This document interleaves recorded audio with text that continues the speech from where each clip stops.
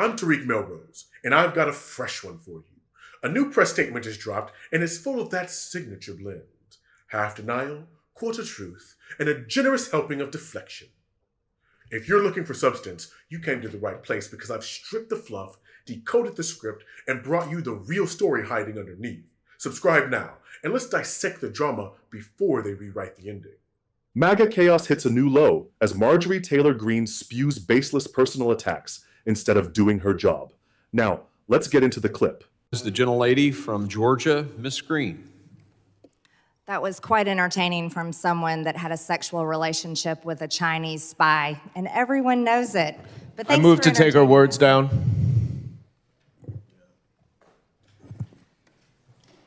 Completely inappropriate. Yeah, stand by just a second while we research the rule. Give me just a second. I need to make sure I have my full 5 minutes.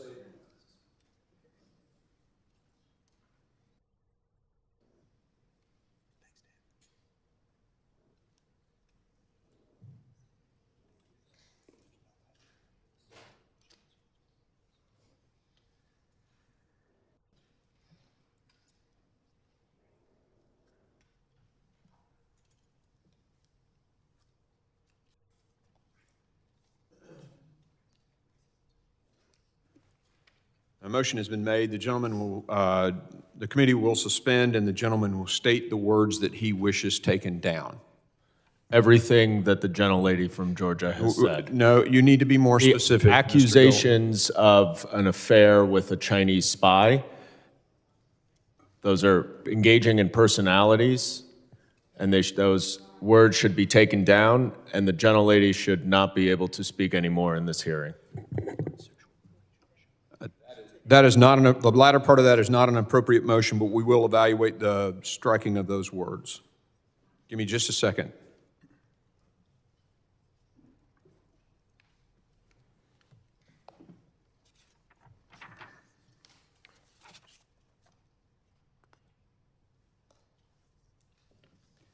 The chair recognizes the gentlelady from Georgia and asks if she would like to retract those words. No, I will not.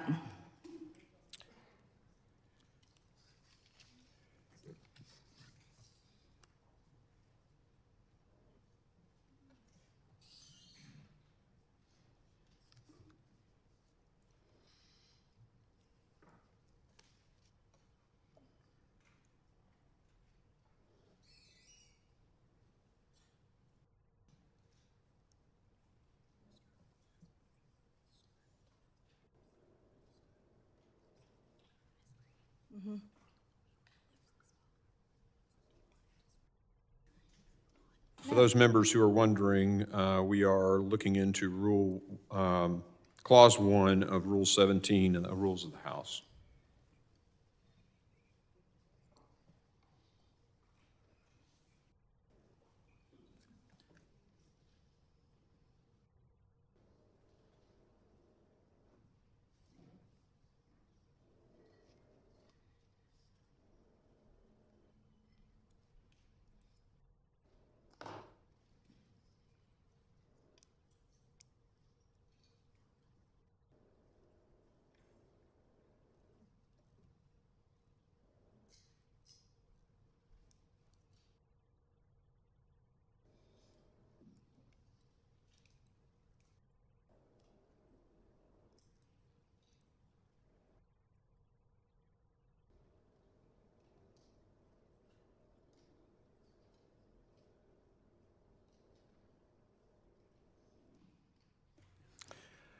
Okay, the chair rules that those words that were spoken are not going to be stricken from the record. Mr. Chair. Mr. Chairman. The gentleman from Mississippi is recognized. I don't think there's any question about what the gentlelady said. I've been on this committee from day one. We've never had an accusation made of any member like that. And I'm appalled at it. We all ought to be embarrassed at it.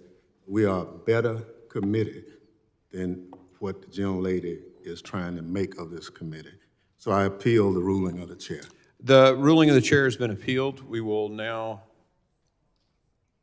gentleman moves. Mr. Chairman, a point of order. Yep. Right over here.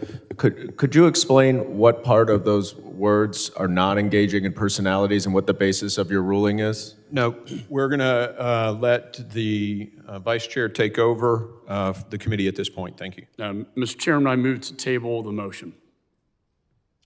There's been a motion to table. All in favor, say aye. Aye. Aye. Those opposed, say no. No. In the opinion of the chair, the ayes have it, and the motion to table is agreed to. Mr. Chair, The gentleman is recognized. I request a recorded vote. A recorded vote has been requested.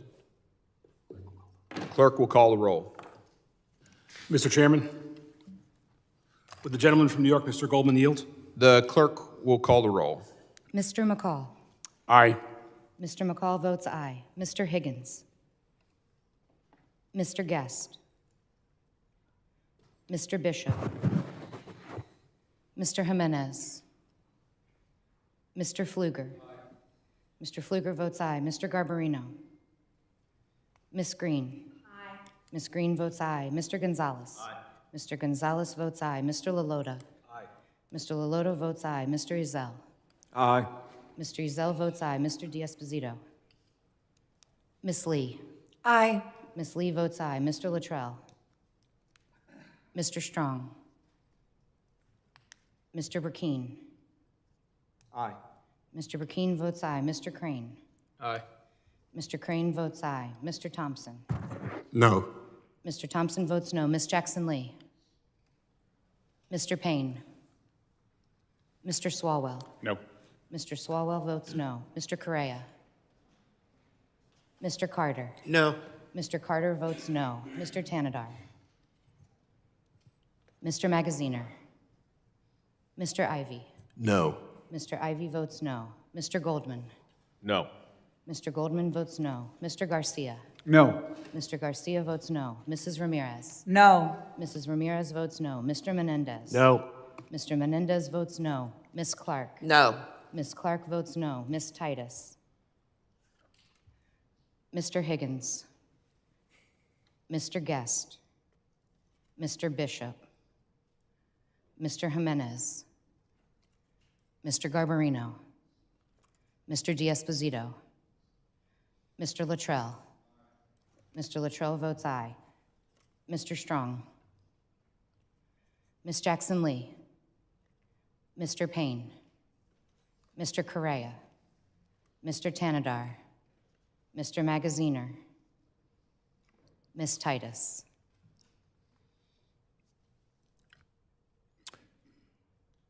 Are there other members in the room who wish to have their vote recorded? Clerk, how am I recorded? You are not recorded. The chair votes aye. Chairman Greene votes aye. The clerk will report the tally. Mr. Chairman, on that vote, there were 11 yeas and 9 noes. The ayes have it, and the motion is agreed to. The previous motion is tabled.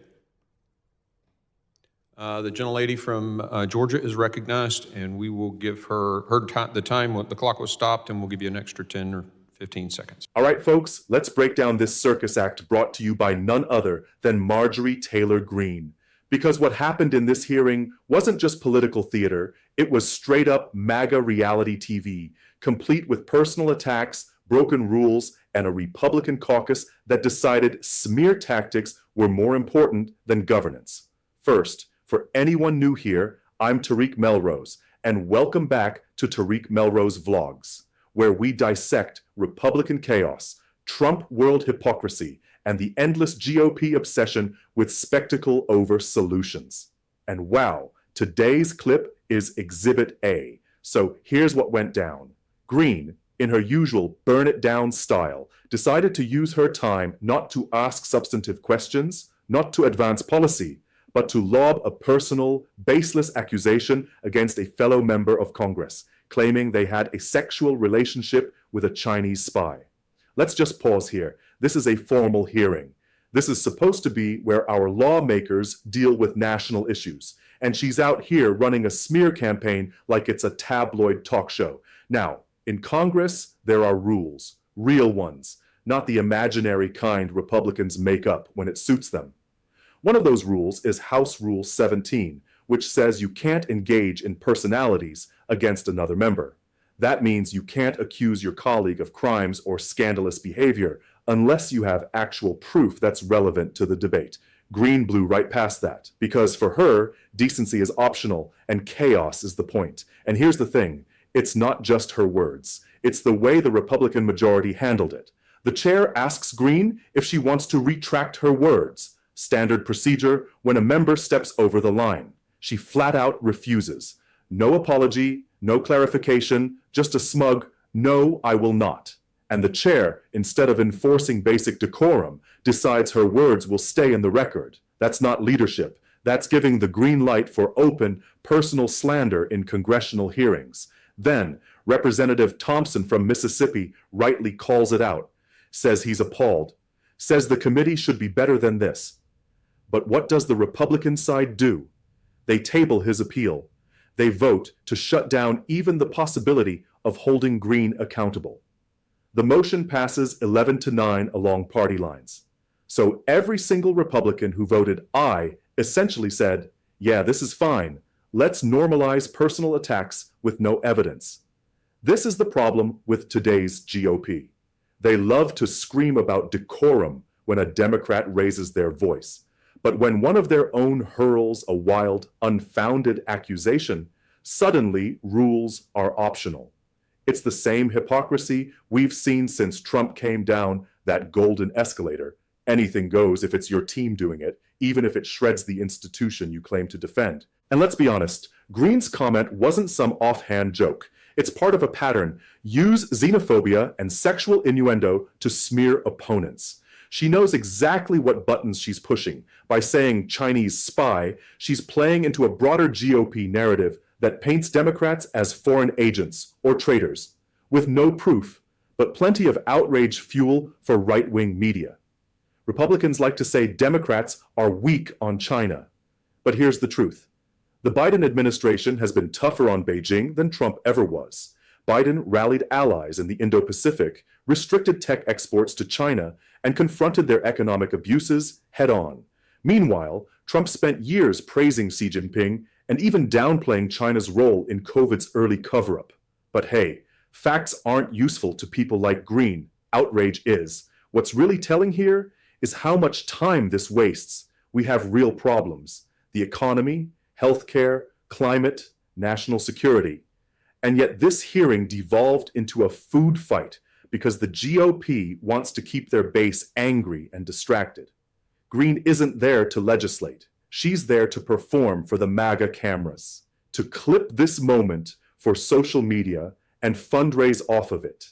And sadly, her party enables it. We also need to talk about the message this sends to the American people. If you were watching this, you didn't see lawmakers collaborating to solve issues. You saw Republicans defending the right to insult, slander, and drag down the conversation. And for independents and moderates, that's a huge turnoff. It makes Congress look dysfunctional.